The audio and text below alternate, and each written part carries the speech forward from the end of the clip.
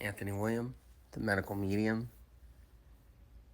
Some of the most powerful angels are the unknown angels. They're the silent angels.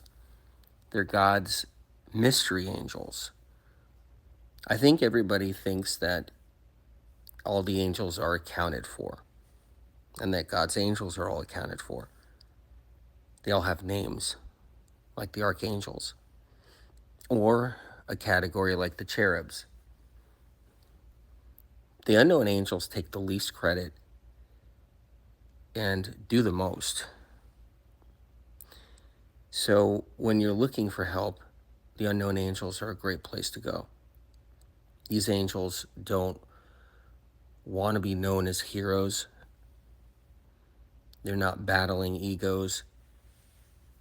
And if you think that angels don't have egos, then you got to think twice. They have their own free will.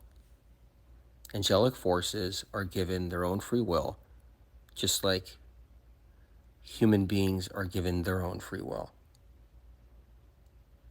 And what that means is that if an angelic force has their own free will and they choose to go against God, they end up as a fallen angel. And so what happens is that they defy God, they go against God, and it takes quite an ego to do that, to want to rise above God. The unknown angels, they don't have that desire, and they're there for people. People just don't know, but they're there for people. Think one of the mistakes, and it's not a bad mistake at all, is that people often choose an angel and they focus on that one angel, like Archangel Michael, and there's nothing wrong with that, but Archangel Michael is being asked of constantly by millions and millions of people around the world, and you may not know it, but ask for help from other worlds too. So it's not just the hundreds of millions of people that are asking for the Archangel help here on this planet. The possibility of hundreds of millions of other people in civilizations somewhere else asking for help from an archangel, it could minimize chances of getting help, not by any fault of the angel. So when you're seeking help and you're in that place of lost hope and despair and depression or anxiety, or you're having a severe bout of depersonalization, or you feel like a psychosis or mania take over, or some kind of obsessive thought pattern take over, and it took a while to beat that obsessive thought pattern, and it's very difficult. The OCD is extremely difficult to live with. Then it's time to try to reach out to angels too. Look for that spiritual divine help. And you can ask God. You can ask God, and you can tell God that you need angelic help. And then you can say, can I have help from the unknown angels? That's a really great tool all on its own, is asking God for help from the unknown angels. If you don't want to ask the unknown angels directly. And always remember powerful piece of information that Spirit of Compassion once gave me, which is ask out loud, even if it's a whisper. Spirit of Compassion told me many years ago, in which I published in the Medical Medium book.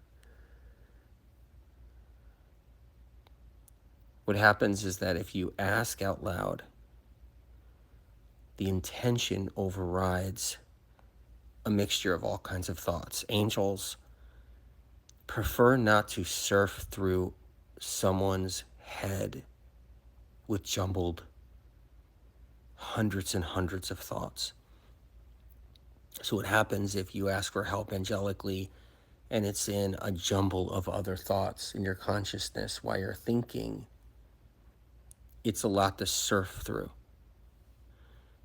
And angels need it to be direct. Now, if you're somebody who has a disability and you can't speak, or you're so weak with chronic illness and you can't speak it out loud, angels know that.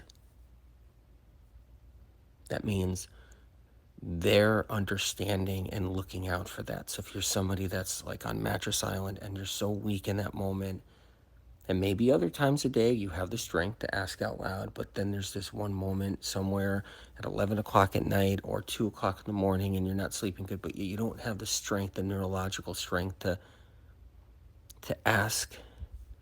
You can think it. You can think it in your consciousness. You can think it in your thoughts. And the unknown angels will look out for that because they know you're in that condition. But asking for help out loud makes a huge difference. It can make a difference between asking and talking to angels throughout the years, but feeling like you're never getting anywhere, to asking the unknown angels or asking God for unknown angel help and then speaking it out loud. And there's a huge difference, which can make a huge impact in your life. All these years, I wondered why nobody knew this. They knew that you need to ask out loud, and how important that is, and why you have to. And so, since I was very young, Spirit of Compassion told me to send this message to people throughout the years to teach them they have to ask out loud. And then Spirit of Compassion wanted me to publish it so that more people can find it out throughout the years.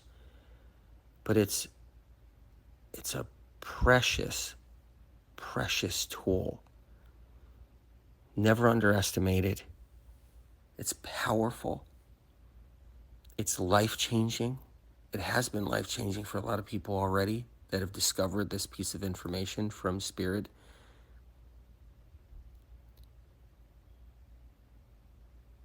And it doesn't mean you shouldn't ask for divine help or guidance from an archangel. It doesn't mean that at all. SOC told me a long time ago that the archangels are so inundated, they're so overworked because so many people are demanding of them and are in great need of them. And they're saving lives out there every single day. But these silent angels, these unknown angels, where people are unaware of these angels, is another level of help and guidance to draw from. It's my favorite place to draw from in the angelic world, and I hope that you feel the same way when you give them a try.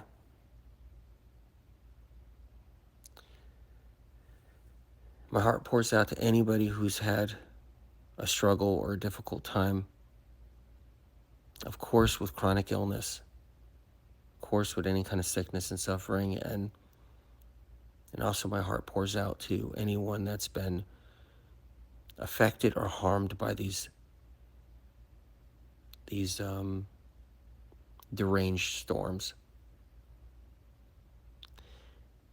that have no rhyme or reason. Sending prayers to anyone affected, anyone you know, and of course sending prayers to everyone with chronic illness.